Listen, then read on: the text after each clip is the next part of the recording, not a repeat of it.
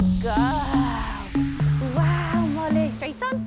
My name is Lucy Edwards, and 9 years ago, I lost my eyesight completely. Since then, I've been on a mission to use social media to show just because I'm blind doesn't mean I'm broken. How does a blind girl play tennis? Does a blind girl organise her wardrobe? How does a blind girl ride a motorbike? I don't, my dad does. I'm gonna get off this now because it's scary.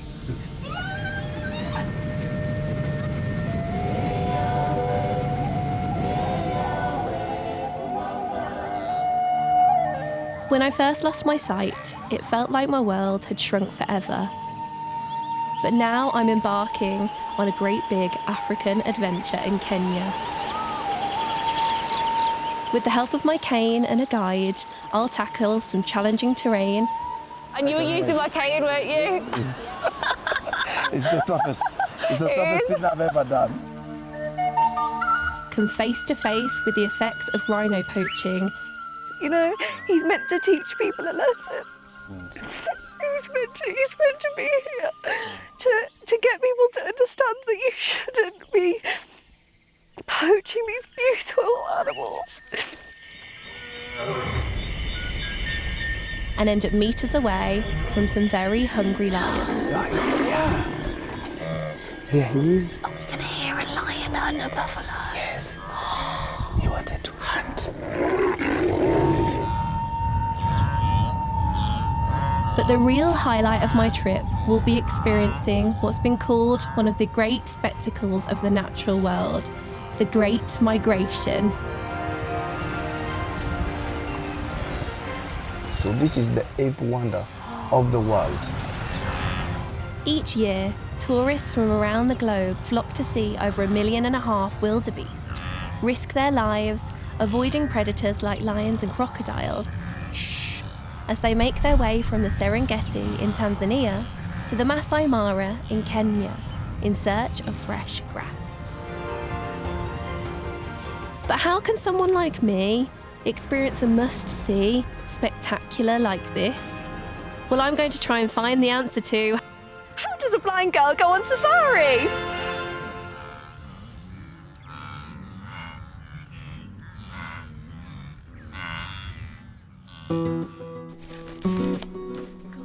This is my little makeup bag. I like to have things all in their set places, so I get everything on the bed first, and then I'm like, right, let me just, sort my life out. I was 17 years old when I lost my eyesight, and since then I've had to discover a load of life hacks to make tasks like packing a suitcase a lot easier. Where is it? Oh yeah, there it is. So these are little packing cubes. Basically, I put bottoms in one, tops in the other. I'll zip it up, and I might even label like day 1 in Braille, and then I'll just pack it. I live in the UK with my 2 guide dogs, Olga, who's now retired, and Miss Molly. I want you two to come so badly, but I don't want you to be eaten by lions.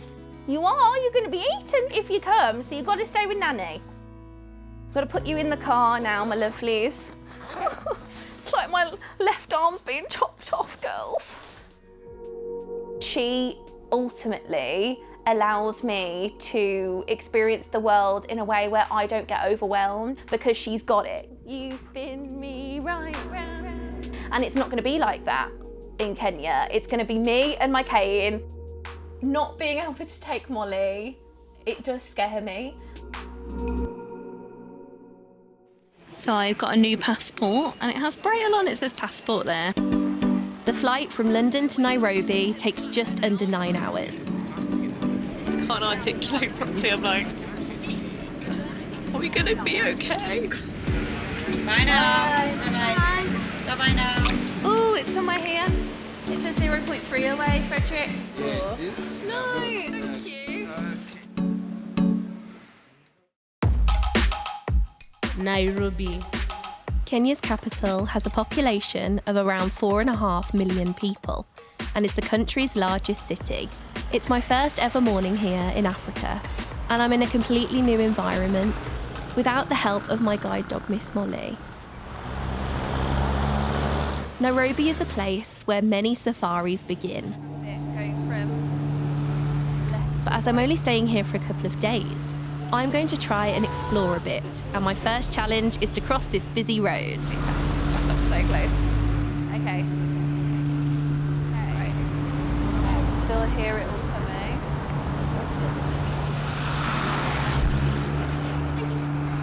Yeah, I'm crossing. Thank you so much.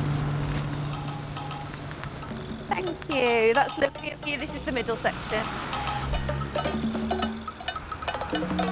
Nairobi is very overwhelming. 0 out of 10 accessibility when crossing the road. Actually, possibly 1 out of 10 because of the lovely people. Like broken pavement.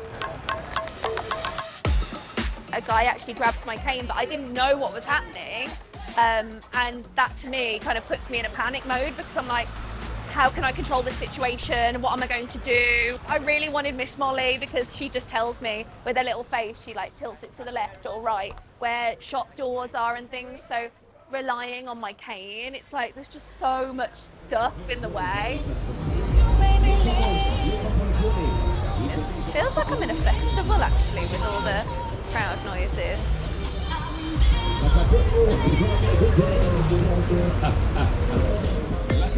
A matatu is a party on wheels and a very popular form of public transport here.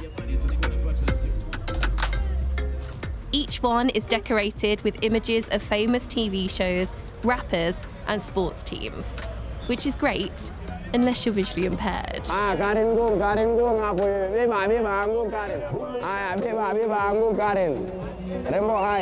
Hello there. Hi. Can I get on the bus? Yeah, you can get on the bus. Okay, thank you. Let me help you. Thank you so much.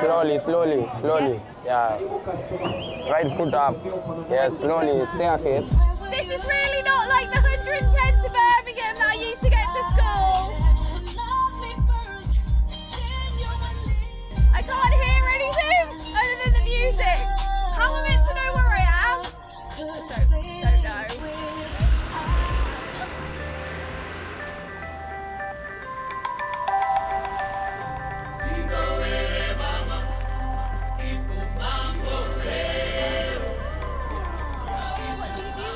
Finally, I've come across a market, but not just any market, a Maasai market. You can feel. These are people. These are the sailors. Maasai market means that the things that we, as the Kenyans, we have to maintain our traditional culture and our traditional arts. The Maasai are a tribe in Kenya whose homeland is the Masai Mara, a savanna wilderness in southwestern Kenya, and the scene of the Great Migration that I'll be heading to when I leave Nairobi. This is the wildebeest.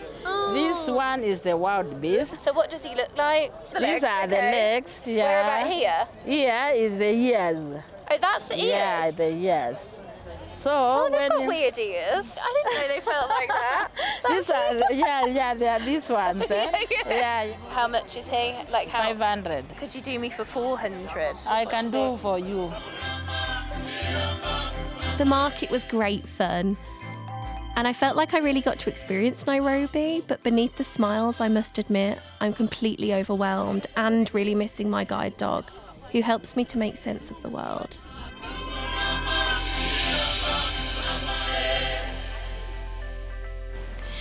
Back in the hotel room, and it's currently 10:26 p.m. in Nairobi, and it's been such a full-on day, full of so many emotions. I am so excited for what's in store, but I cannot believe this is only day one. I'm one of the 340,000 people in the UK who's registered blind or partially sighted. But visual impairment is on a spectrum, and everyone is different. And if you're wondering what I can see, it's pretty much this, wherever I am in the world.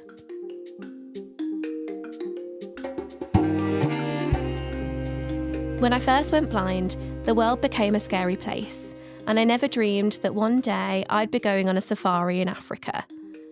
I've come a long way since those early days, but there's no doubt I'm going to need some help. So I'm heading to the Nairobi National Museum to meet William, who says he will be the perfect guide to take me to the Masai Mara.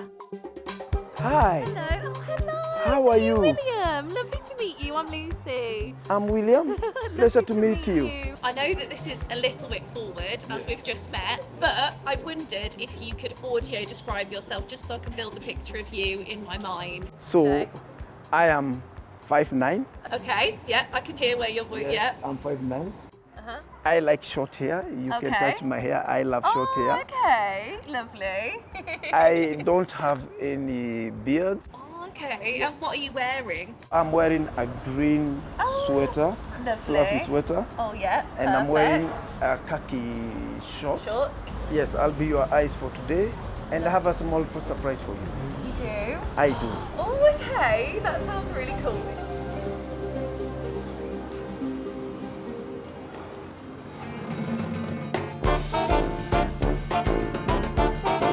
My big surprise is getting to meet some of the stars of the savannah.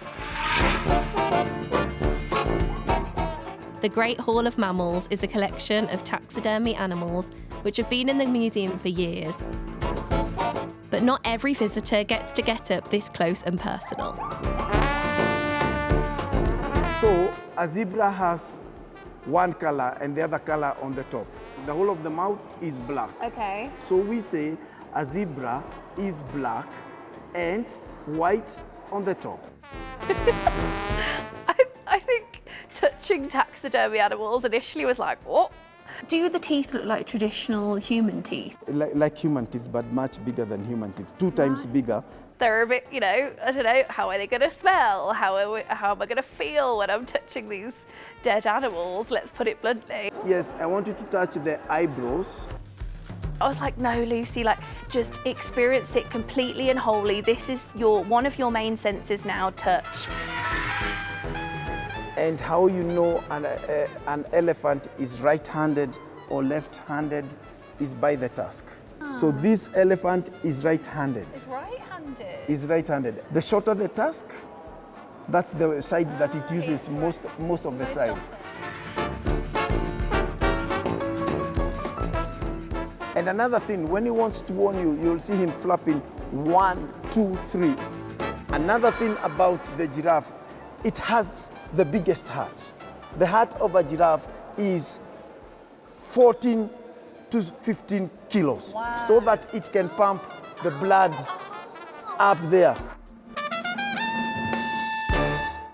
For me, I last saw 9 years ago. So when I think of visual memories or anything that I used to be able to see, it's like someone has taken a picture and put that picture in a drawer and locked it away for 9 years. So that's what today was about. It was reimagining things that I used to be able to see and now can't. The next day, it was time to leave Nairobi and begin my journey to the Masai Mara, with Will as my guide. After a couple of hours on the road, it was time for a spot of lunch and a chance to use another of my senses that I've come to rely on more since going blind, and that's taste.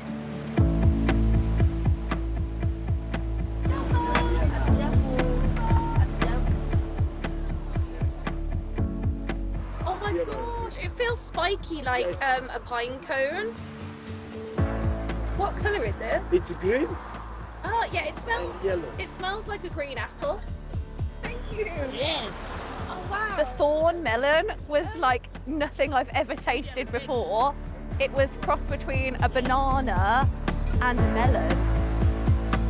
Thank you, thank you. Thank you. Because I can't see the world around me, I need to be able to taste it, and how I digest a culture is through their delicacies.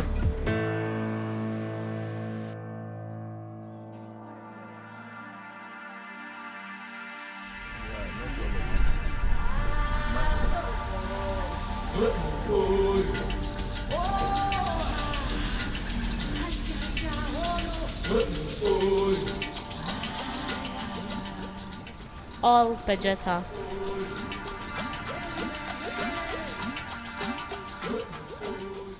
Leaving the city far behind, we reach Olpejeta, a 90,000-acre conservancy located on the equator in central Kenya and home to some of the big five, including lions. This is where I'm hoping to have a first encounter with the animals that have made Kenya a top safari destination. The smell is different here, as are the sounds. I'm told 60 to 70 lions called Olpejeta home, but with many endangered species also living here, it's important to keep a track on the lions and check they aren't preying on any of the rare animals. We have managed to put a collar on one of the lionesses' neck, and once we're able to track and find that one lioness, we'll be able to see the other members. So this is a sample collar. Can I have a feel? Yeah, you can have a feel. Yeah. It's not that heavy. You know, the lions are strong because we have the GPS tracking machine. And then I'm going to put it on so as you can hear the sound which comes from it. Once the machine communicates with the collar, this sound will change to a kind of a heartbeat.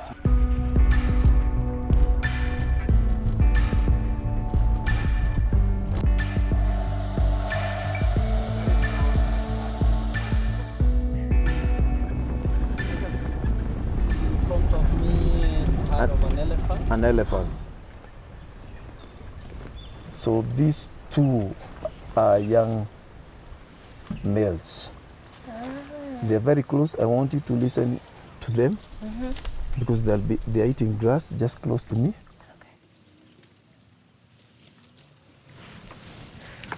So That's so beautiful. yes. It's making me cry. I feel really emotional. I don't know. I haven't been able to watch documentaries in years about nature, and they used to be my favourite. So it's really sweet. Thank you so much, Will. It's really lovely that I can hear them in real life. I didn't know it would make me this emotional.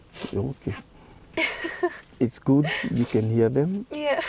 It's a good moment for me. Yeah. I really feel it inside of my heart. Yeah. Thank you so much for sharing it with me, because it means the world to me that you're talking to me about all of this amazing culture around you.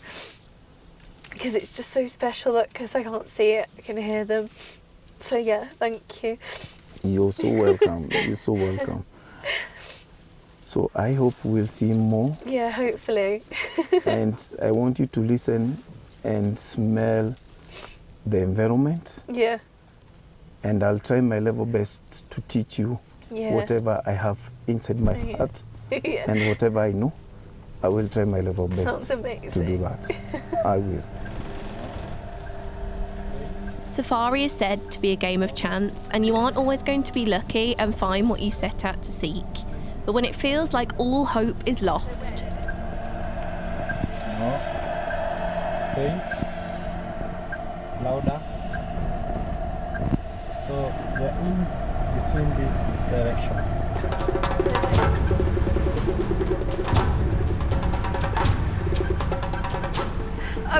I know that the lions won't get me, but do they come close to the car? Can you hear them? There's so many things running through my head at the minute. when the signal is strong enough, Samuel is allowed to take his vehicle off-road.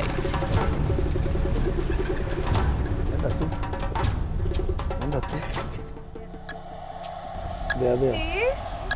You see them?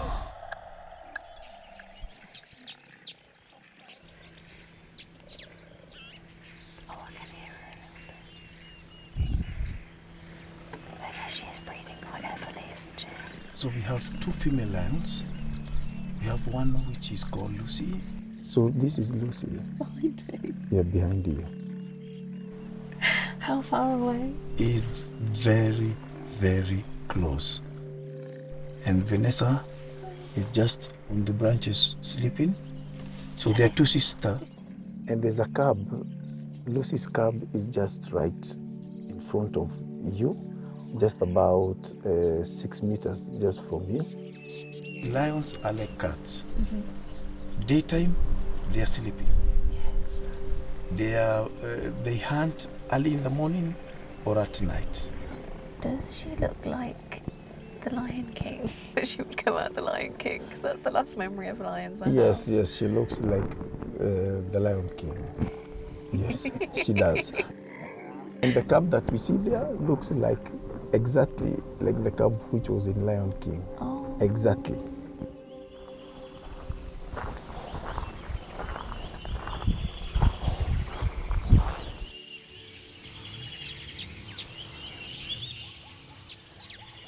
I don't really look at photos like everybody else, and I don't remember things through looking at a photo. I would remember the sound of that bird and remember the time I spent here. I'm going to take an audio recording tonight.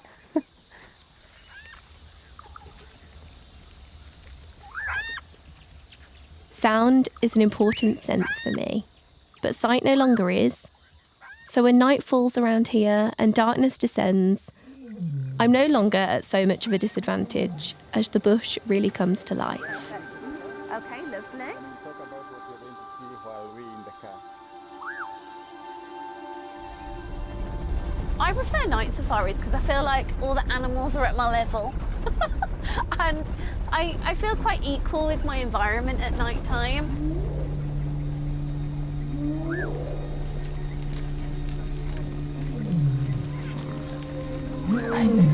There he is. Oh, you can hear a lion. I love that. Yes. He wanted to hunt.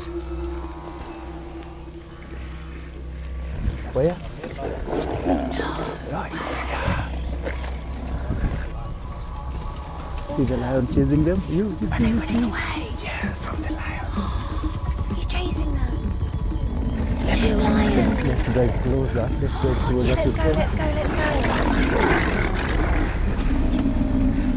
They have already killed a young buffalo.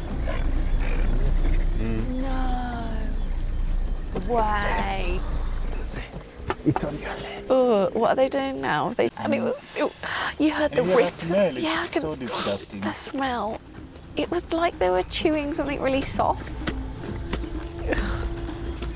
That smell can attract other scavengers like the hyenas.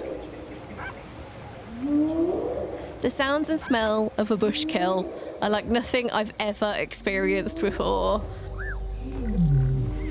Things have just turned wild.